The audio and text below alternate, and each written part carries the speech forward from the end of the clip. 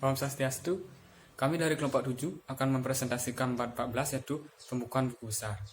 Sebelum kami memulai presentasi, kami akan memperkenalkan diri terlebih dahulu. Nama saya Iwayan Krisna Sudarnita, NIM 1141, dan rekan saya NIM Putu Cintia Karunia Devi, NIM 1149. Langsung saja pada materi yang pertama, yaitu pendahuluan. Siklus akuntansi setelah pembukuan pada jurnal adalah pembukuan pada buku besar. Setiap akhir periode, jurnal ditutup dan dituangkan pada voucher jurnal. Dengan kata lain, seluruh transaksi yang dibukukan pada jurnal untuk satu periode itu diringkas dalam voucher jurnal. Dengan meringkas seluruh transaksi, itu akan mempermudah dalam melakukan pembukuan pada buku besar. Dalam pembukuan jurnal pada buku besar dan buku pembantu, yang harus diperhatikan adalah nomor rekening buku besar. Kemudian, jumlah transaksi yang dibukukan harus tepat dan sesuai dengan apa yang tercantum pada jurnal. Pembukuan pada buku besar adalah siklus lanjutan pembukuan setelah proses penjurnalan transaksi. Pada proses penjurnalan, setiap transaksi dibukukan secara kronologis sesuai dengan urutan kejadian. Selanjutnya, proses pembukuan pada buku besar akhir bulan. Sebelum melakukan pembukuan pada buku besar, terdapat proses akuntansi yang harus diselesaikan. Yang pertama yaitu menutup jurnal umum dan jurnal khusus. Yang kedua, melengkapi voucher jurnal. Yang ketiga, menyampaikan voucher jurnal pada figur yang terkait. Dan yang terakhir, membukukan voucher jurnal pada buku besar neraca dan rugi laba. Selanjutnya, materi yang kedua yaitu menutup jurnal. Jurnal ditutup setiap akhir periode. Periode akuntansi dapat dikategorikan menjadi dua, yaitu setiap akhir bulan yang merupakan periode interim dan akhir tahun yang merupakan periode akhir. Setiap akhir bulan, jurnal ditutup untuk diteruskan pada proses lanjutan, yaitu posting pada buku besar. Proses interim yang dilakukan setiap akhir bulan itu membantu dalam proses persiapan laporan keuangan akhir tahun. Dalam melengkapi jurnal akhir tahun, seluruh transaksi dijumlahkan dari bulan Januari sampai dengan bulan Desember tahun berjalan. Bila jurnal interim telah dilakukan dengan baik dan tidak ada masalah, maka jurnal akhir periode relatif dapat diselesaikan dengan baik dan cepat.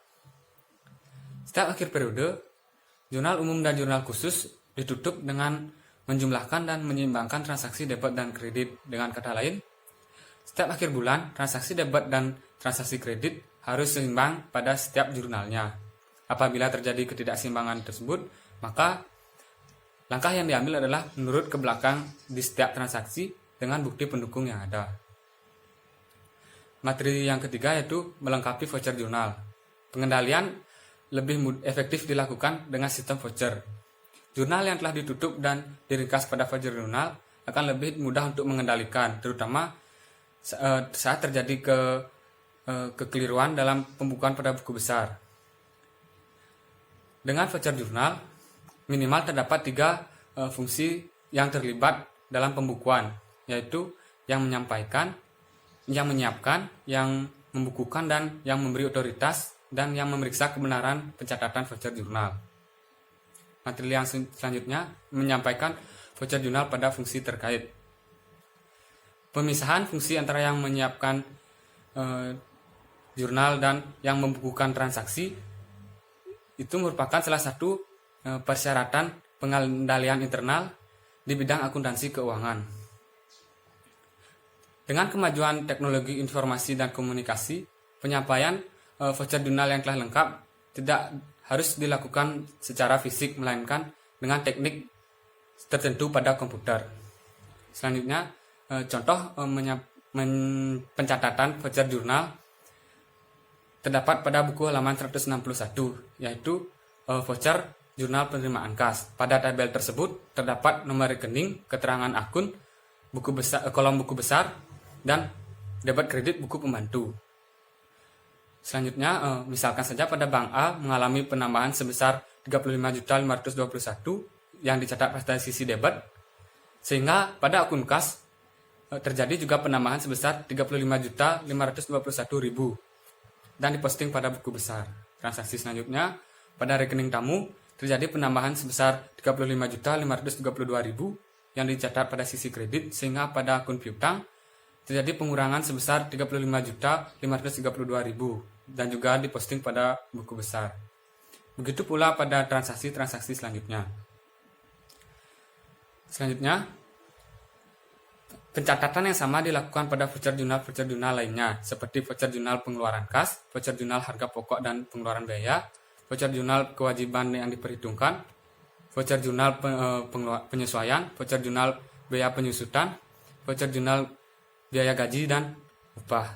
Materi selanjutnya, membuka voucher jurnal pada buku besar neraca dan rugi laba akhir bulan. Rekening dapat diklasifikasikan menjadi rekening real, rekening pada neraca, dan rekening nominal atau rekening-rekening pada laporan laba rugi. Rekening-rekening tersebut terdiri dari buku besar dan buku pembantu. Buku besar kas misalnya terdiri dari bank A, bank B, dan kas kecil. Sedangkan rekening nominal, rekening pendapatan terdiri dari kamar, makanan dan minuman, dan pendapatan lain-lain. Dalam membukukan voucher jurnal pada buku besar, secara teknis yang dilakukan adalah transaksi debit terlebih dahulu, kemudian transaksi kredit, agar dicatat penyusutan, penyisihan, dan amortisasi yang dicontohkan pada periode akhir bulan hanya bersifat estimasi, karena jumlah yang tetap akan ditentukan pada akhir periode akuntansi. Selanjutnya, contoh pencatatan rekening-rekening pada buku besar, neraca, dan rugi laba akhir bulan. Yang pertama yaitu rekening kas. Pada rekening kas terdapat saldo penambahan bank A sebesar 35.521 yang dicatat pada sisi debit.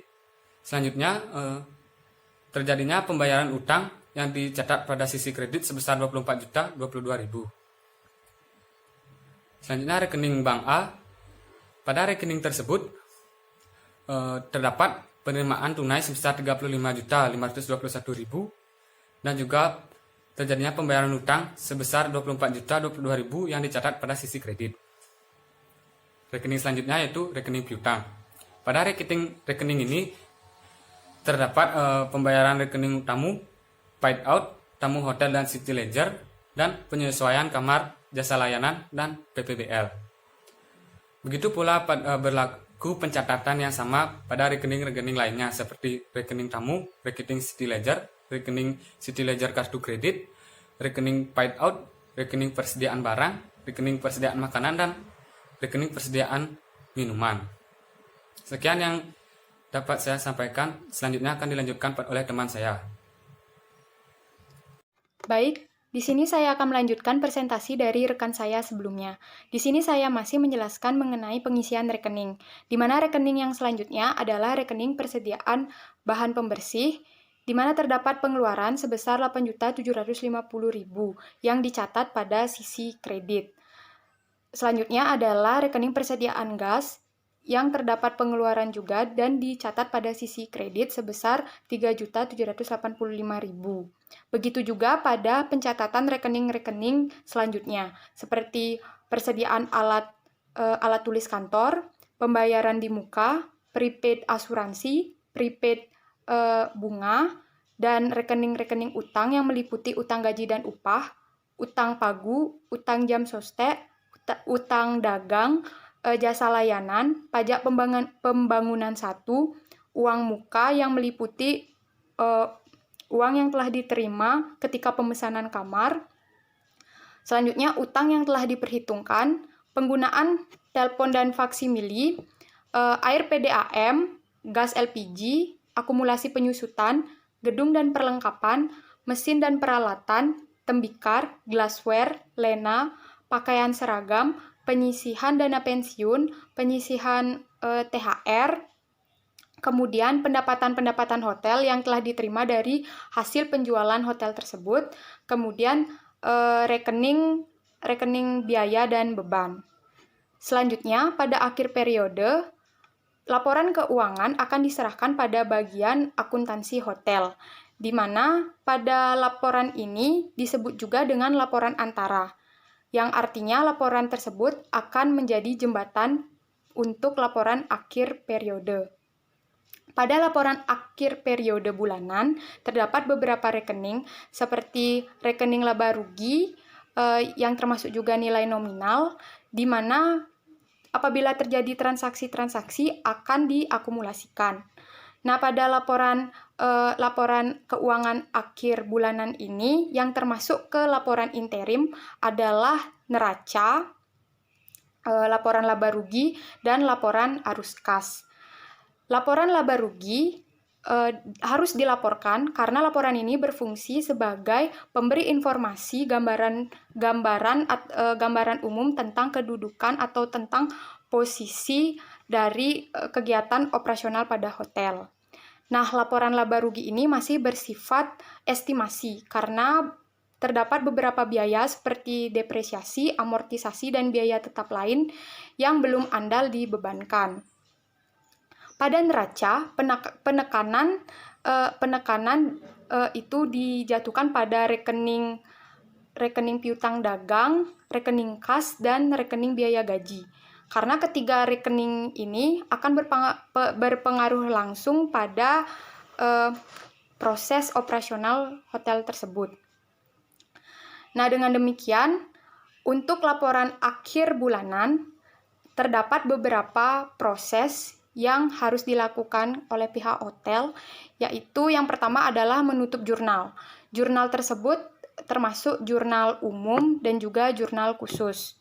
Yang kedua, membuat jurnal pada voucher jurnal. Yang ketiga, voucher jurnal ini akan diposting ke dalam buku besar maupun buku bantu. Yang keempat, membuat neraca percobaan. Yang kelima, membuat transaksi penyesuaian untuk nilai nominal dan nilai real. Dan yang terakhir adalah membuat laporan akhir bulanan dari proses akuntansi di hotel tersebut. Nah, pada laporan akhir bulanan perlu diperhatikan juga beberapa proses. Yang pertama adalah tidak menutup buku rekening nominal. Dan yang kedua, tidak memindahkan nilai buku rekening nominal tersebut ke rekening modal. Dan yang terakhir itu tidak membubuhkan atau tidak menyertakan kebijakan akuntansi pada laporan tersebut. Baik, demikian presentasi dari kelompok kami. Atas perhatiannya kami ucapkan terima kasih dan mohon maaf apabila terjadi kesalahan yang disengaja maupun tidak sengaja. Akhir kata kami ucapkan Pramesanti. Om Santi Santi Santi Om.